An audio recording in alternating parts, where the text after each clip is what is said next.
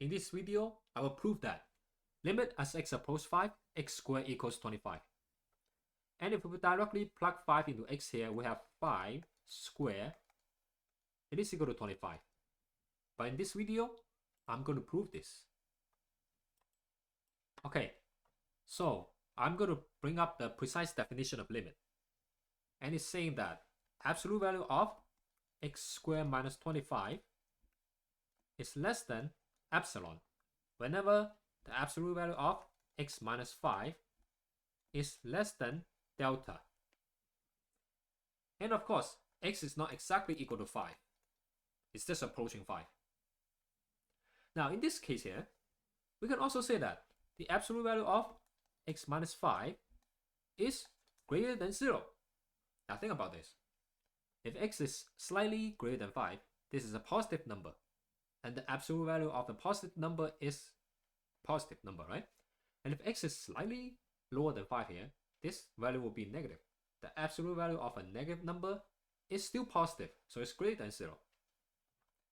Now we can rewrite this as absolute value of x squared minus 25 is less than epsilon whenever the absolute value of x minus 5 is less than delta, but that is also greater than 0. Okay, so what do we do next? We can look at this inequality here. X squared minus 25 is a difference of square. So we can rewrite this as absolute value of x plus 5 times the absolute value of x minus 5 is less than epsilon. Okay, so this is the same as this. Now we do know that the absolute value of x minus 5 is less than delta. But what is absolute value of x plus 5? We don't know. But we also want to set this to be less than a certain value. So we will let absolute value of x plus 5 to be less than, let's say, constant c. Then we can rewrite this one, right? This inequality as here. This is c now, right? So this is c times the absolute value of x minus 5 is less than epsilon, okay? So we'll replace absolute value of x plus 5 with c, right? Because it's less than c here. Then this side will be less than epsilon, right? According to the original inequality. Okay, now divide both sides by c. We have absolute value of x minus 5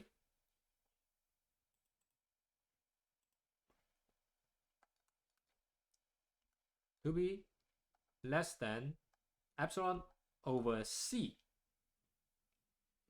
Of course, we have to figure out what the value of c is. We cannot leave it like that.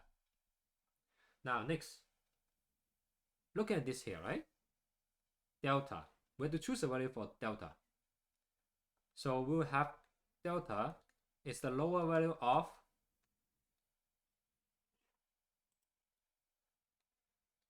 a two value. Okay? So which two values should we choose? Now, of course, we have one here, right? Already, right? Because absolute value of x minus 5 is less than epsilon over c. And this is less than delta. So we can choose one value, which is epsilon over c. Okay. So what would be this side of the value? Well, what we can think of is that, right? X minus 5 should be, now we can say that, okay, x should be very close to 5, right? In order to make this, to make delta small, because we want x to be as close to 5 as possible. Then x minus 5 should be less than 1, right? To make the delta small, right? So we have absolute value of x minus 5 to be less than 1. Okay, so right here, right? Absolute value of x minus 5 is less than delta. And over here, this is less than 1. So this value here is 1, okay? So we're to choose the minimum, we're to choose the lower of 1 or epsilon over c. But now we have to figure out what c is, right? Okay, to figure out what c is, we have to turn absolute value of x minus 5 into this, right? Absolute value of x plus 5. Then we can calculate what c is, or figure out what c is. To do this, first of all, I have to take out the absolute value sign, which I have x minus 5 is less than 1. But once I take out the absolute value sign, this is greater than -1. Now think about that. If x is slightly greater than 5, but not a lot greater than 5, right? This will be a positive number, but should be less than 1, okay? But if x is slightly lower than 5, but not a lot lower than 5, then this value will be negative, but should be higher than -1, right? Because x is close to 5, right? Okay, now to turn x minus 5 into x plus 5, like here, we just have to add 10 to all of this term. Okay, so x minus 5 plus 10.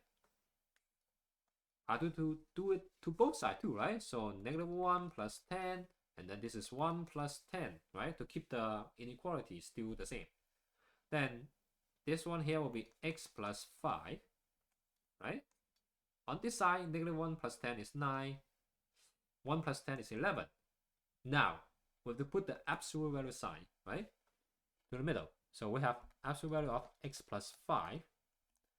This will still be less than 11, right?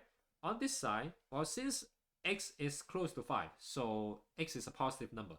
A positive number plus 5 is still positive. The absolute value of that positive number is still positive. So in this case, it is still greater than 9 in this case, right? But we will only take the higher value, okay? So it's okay, we can leave it as the absolute value of x plus 5 is less than 11.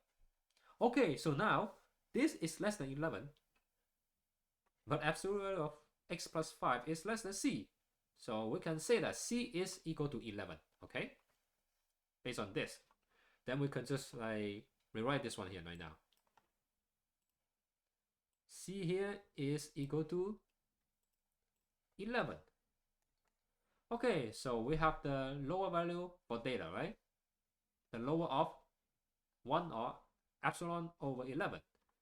Of course, this c here is 11 as well. Okay. 11.